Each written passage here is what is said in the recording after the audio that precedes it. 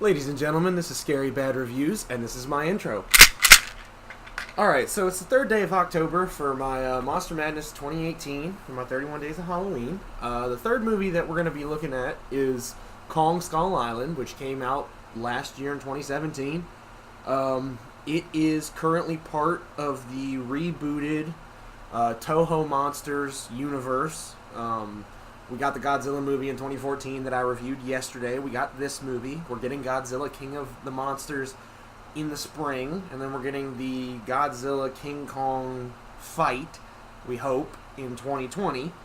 So this is another part of that really integral setup for those other two movies to happen.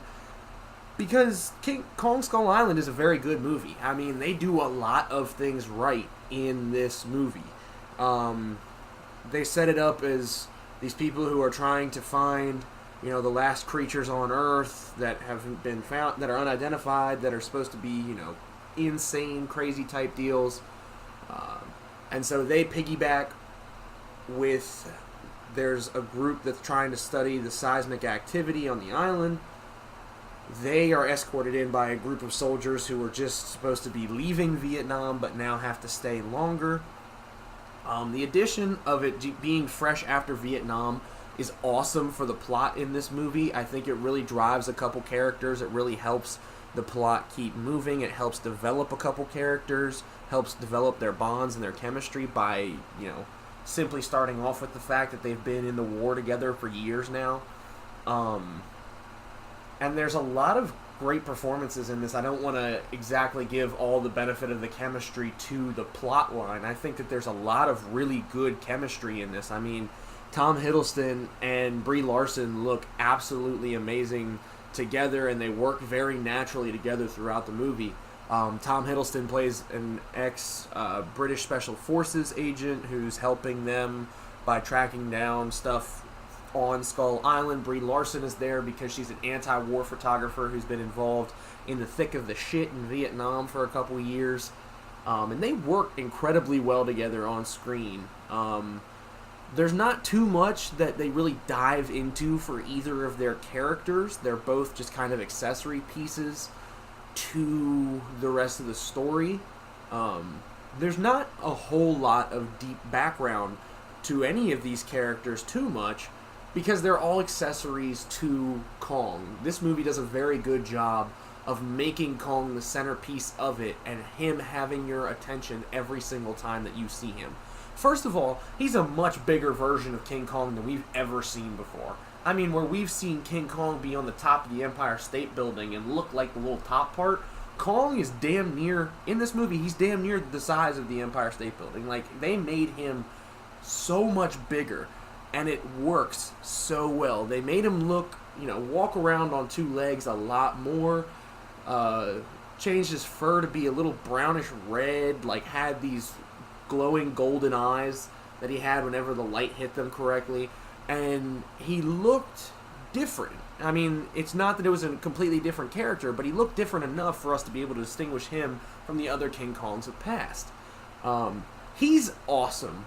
Whoever did all the animating and the choreography for the fights that he has with the multiple different creatures on the island, they blew it out of the park. I mean, every time that he has to fight something, it is awesome to watch. He completely destroys the squid. He has to go against two of the skull crawlers. He has to go against the big skull crawler that comes out. I mean, he just does what he wants to on that island. Like, he just whoops everybody's ass. Like, I've seen Kong fight in other movies before, and while the fight between Kong and the dinosaurs in the 2005 Peter Jackson version, while it did have one of my favorite movie moments ever of Kong ripping the raptor open by its jaw, this movie does a better job in fighting. I mean, it honestly seems like Kong is a good fighter, like he's had to fight his whole life to survive, and we didn't see that in other renditions of it.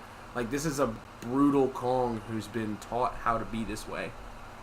On top of this, hold on, give me 1 second, I'm looking something up.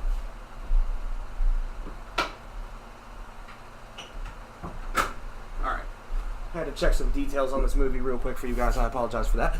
But, on top of this, The other creatures on the island are awesome.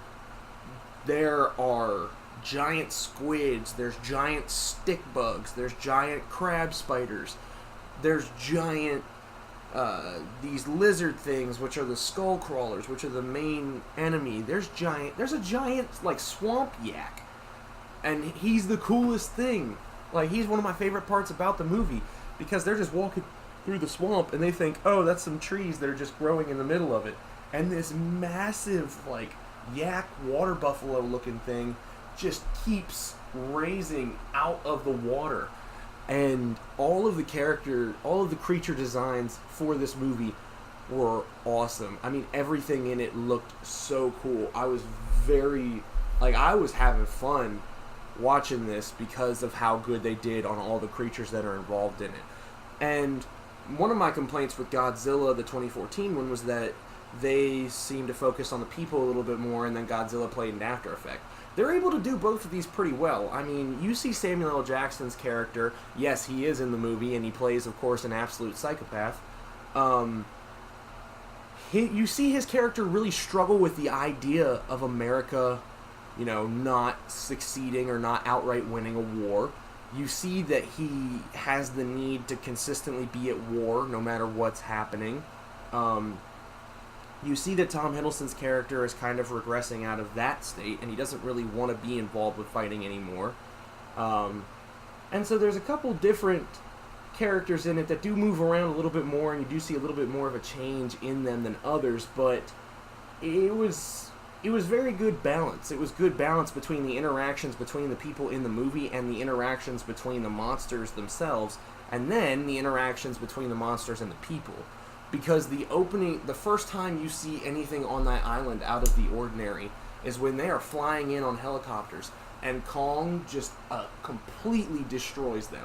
I mean, he just takes out helicopter after helicopter after helicopter, and he is just whooping everybody. So this movie does a very good job at doing right what people wanted to see in this movie. People want to see these Toho movies for the monsters and for the action with the monsters.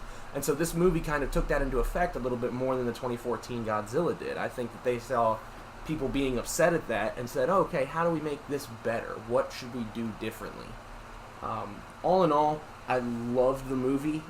I'd probably give it an 8 out of 10, a strong 8 out of 10, purely because there's still a little bit of a goofiness here and there, and that's not a bad thing, but I think there isn't anything super exceptional about this movie, and there's nothing to take away from it that really puts it over the edge. I mean, we've seen good monster movies, and this is a good example of it, but there's nothing super definitive that sticks it out from the rest of the monster movies. I think it's just very well done, not even formulaically, just well done, well planned, well written, well acted, well executed.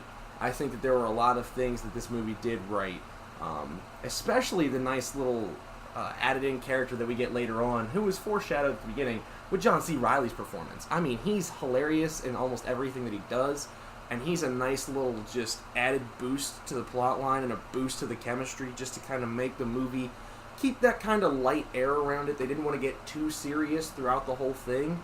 So, but I love this movie, and I know a lot of people who do, because currently it sits, let's see here, box office, it was $185 million budget. Box office, it made $567 million, so it succeeded monetarily, and its most recent Rotten Tomatoes rating is a 75%. So other people like this movie too. I think it's widely accepted that the movie was good. So I would definitely, anybody looking for a good monster movie to really sit down with in the month of October, I would definitely recommend Skull Island, because I loved almost every second of it. I forgot how good this movie was. So yeah. Alright guys, so tomorrow I have planned to review The Host, which is a foreign film. It's an East Asian film. So if anybody who is watching along with me doesn't do the best with having to read subtitles at the same time as watching the movie, I'll go ahead and warn you. that this movie is foreign. Subtitles are, of course, necessary, but I'm very excited to talk about it because I love this movie. So yeah, thanks for watching. Keep up. There's a review every day this month. So thanks again.